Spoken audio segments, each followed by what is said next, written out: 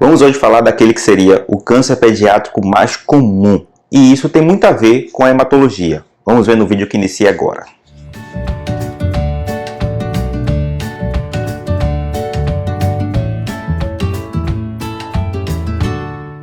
Olá, meu nome é Geidson Cruz, sou hematologista, criador e editor do canal de hematologia Hemato na Web. Vamos ficar aqui alguns minutos falando de algo importante e relevante acerca da hematologia ou da medicina de forma geral. Vamos hoje falar daquele que seria o câncer pediátrico mais comum. E isso é muito importante porque há um aumento daquela conscientização que é muito importante acerca do diagnóstico e do tratamento daqueles pacientes com câncer infantil. E, como não poderia deixar de ser, nós do canal de hematologia Hemato na Web estamos aqui para informar cada vez mais as pessoas acerca dessa importante temática que é o câncer pediátrico. Mas antes de prosseguir, eu gostaria de primeiro agradecer a você. Se você não é inscrito, considere se inscrever no canal, pois assim a gente ganha importância e relevância nessa plataforma. Da mesma forma, se você gostar do vídeo, também não deixe de deixar aí o gostei, pois assim a gente também crescerá em relevância nessa plataforma e temas como esses poderá ser sugerido para você ou para outras pessoas também. O câncer pediátrico ele é muito relevante na nossa realidade, haja vista que muitos pacientes ainda possuem diagnóstico tardio.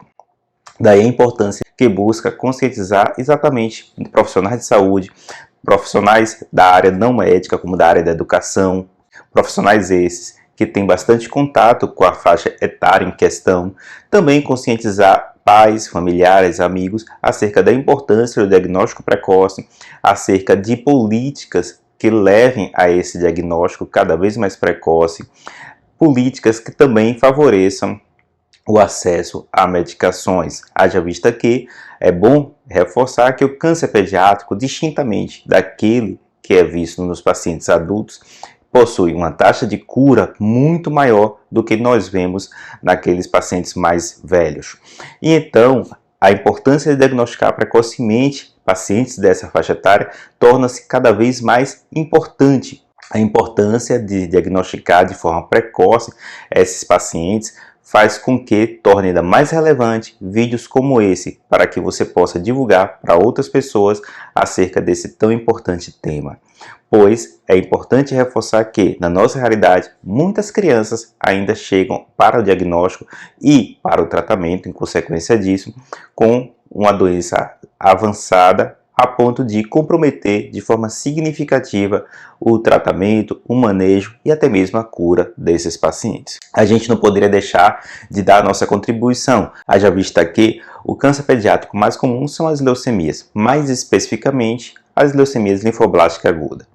As leucemias linfoblásticas agudas são doenças malignas em que o linfócito possui uma alteração clonal e essa alteração clonal permite a esse linfócito, chamado linfoblasto, uma vantagem proliferativa em relação aos demais, fazendo com que ele se prolifere de forma anormal, invadindo órgãos e comprometendo a fabricação do sangue, comprometendo assim o que nós chamamos de hematopoiese.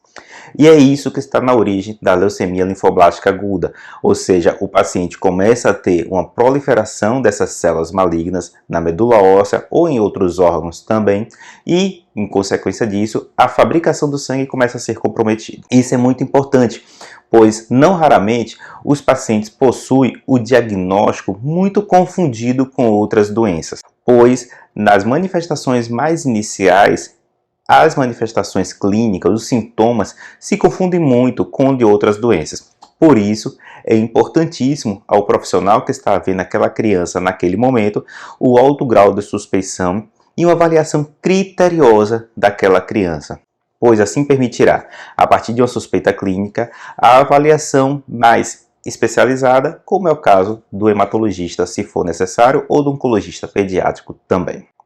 Assim, uma vez feito o diagnóstico de leucemia linfoblástica aguda, o paciente deve ser encaminhado o mais breve possível, a fim de que esse atraso não comprometa o tratamento também. É importante reforçar que na leucemia da criança existe o que nós chamamos de fatores prognósticos. Isso existe também nas leucemias dos adultos, mas nas crianças isso leva bastante consideração, pois pode orientar de forma significativa o rumo que aquela criança irá tomar no sentido de tratamento de longo prazo. Ou seja, a partir desses fatores prognósticos, o médico vai somar a avaliação desses fatores e a partir daí vai definir se aquele paciente é um paciente elegível somente para quimioterapia em baixas doses ou em altas doses, ou da mesma forma ser encaminhado para um tratamento mais agressivo, até como é o caso do transplante de células-tronco do tipo alogênico. É importante reforçar que a doença leucemia linfoblástica aguda é uma doença curável e o objetivo do tratamento é sempre a cura. Porém, determinadas situações favorecem um prognóstico pior. Como, por exemplo, pacientes que chegam com quantidade de leucócitos superior a 50 mil. Na maioria das vezes, o paciente terá um prognóstico ruim, ou seja, talvez precise de um tratamento mais agressivo.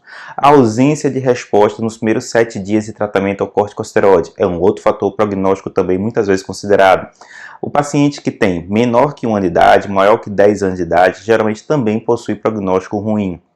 Em alguns estudos, o fenótipo T, a leucemia linfoblástica aguda B, que corresponde a cerca de 85% dos diagnósticos, possui um prognóstico melhor do que aquele que seria linfoblástica T, ou seja, que teria um prognóstico mais reservado.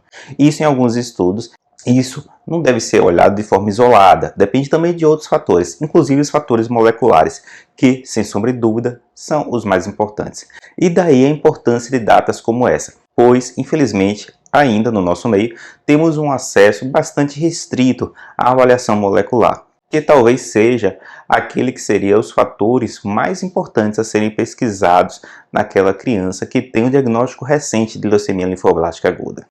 O importante é reforçar que, e o papel desse vídeo é demonstrar isso também, é uma doença que o objetivo do tratamento é a cura. Infelizmente a gente não sabe quem irá curar e quem não irá curar, porém o objetivo é sempre eliminar a doença por completo, fazendo com que aquela criança tenha sua vida normal devolvida após o tratamento. Da mesma forma, o objetivo do tratamento não será alcançado se você não tem o diagnóstico preciso. O diagnóstico muitas vezes é suspeitado a partir daquela criança que possui febre, possui um aumento do baço, um aumento de fígado, possui um aumento da contagem de leucócitos na avaliação do hemograma, possui também o surgimento de equimoses associado, na maioria das vezes, não a trauma, mas sim a uma redução da contagem de plaquetas. E tudo isso sugere que a hematopoese, a fabricação do sangue, está comprometida e pode sinalizar, então, um quadro de leucemia linfoblástica aguda. E aí, a importância de ser encaminhada para o diagnóstico, que é feito pela avaliação do sangue periférico ou da medula óssea por meio de exames, como é o caso da imunofenotipagem. Exames de avaliação genética e molecular são necessários também para a estratificação de risco, ou seja, para você classificar melhor se aquela criança está num grupo de risco mais alto ou um grupo de risco de menor potencial agressivo, como é o caso das leucemias que possuem alterações genéticas como a translocação 12-21. Quanto à incidência, não se sabe ao certo se ela está aumentando. Alguns estudos sugerem que sim, que há um aumento da incidência de leucemia linfoblástica aguda nos últimos anos. Porém, isso é questionável, pois alguns estudos não apontam tal achado e sugere que, na verdade, o que ocorre é um aumento da ferramenta de possibilidade diagnóstica. O diagnóstico, como afirmei, é feito por meio dos exames que eu citei, a partir do achado de 20% de blastos na medula óssea no sangue periférico. Enfim, a leucemia linfoblástica aguda permanece sendo o câncer pediátrico mais comum. Felizmente, houve vários avanços no sentido de diagnóstico, manejo clínico, do tratamento do paciente portador dessa grave enfermidade, permitindo assim que as taxas de cura melhorassem bastante no decorrer dos últimos anos. O tratamento é quimioterapia, na maioria das vezes, com ou sem a associação de tratamentos posteriores, como é o caso do transplante de células-tronco alogênico. E este último não será um tratamento comum em crianças, ele é mais comum em adultos, haja vista que nas crianças possui fatores de risco de melhor prognóstico do que aquele que nós encontramos nos adultos. Enfim, a leucemia linfoblástica aguda é uma doença curativa, cujo objetivo é curativo nas crianças. Infelizmente, a nossa realidade ainda é de muitos pacientes chegarem com diagnóstico tardio, e isso pode comprometer o tratamento. Daí a importância de você compartilhar vídeos como esse para pessoas que você acha que vai aprender mais e, quem sabe, até ficar mais atenta a grandes possibilidades do diagnóstico do câncer pediátrico, mais especificamente a leucemia linfoblástica aguda. Mais uma vez eu deixo aqui muito obrigado pelo auxílio que vocês têm dado no crescimento do canal, fazendo com que alcancemos cada vez mais seguidores, possamos alcançar cada vez mais pessoas e assim possamos passar mais conhecimentos de hematologia para mais pessoas, de forma simples, porém com bastante responsabilidade. E é isso que eu gostaria de passar aqui. Muito obrigado mais uma vez pelo seu apoio e espero que vocês fiquem todos muito bem. Até a próxima.